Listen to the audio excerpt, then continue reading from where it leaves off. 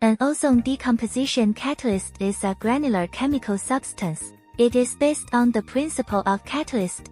A catalyst is a substance, can accelerate chemical reactions without participating in the reaction itself. During the ozone elimination process, ozone decomposition catalysts are used to break down harmful ozone into oxygen, OR, and oxygen molecules, O. When ozone molecules in the air pass through the catalyst, its oxygen atoms react with active sites on the catalyst surface, decompose ozone into OR and O. This reaction converts harmful ozone into harmless oxygen, thereby achieving the purpose of decomposing ozone. It can be seen that the more active sites, the more conducive to the occurrence of ozone decomposition catalytic reaction.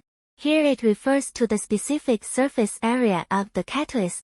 At present, domestic ozone decomposition catalysts with large specific surface areas can be produced. Typical ones include the Minstrong series of catalysts,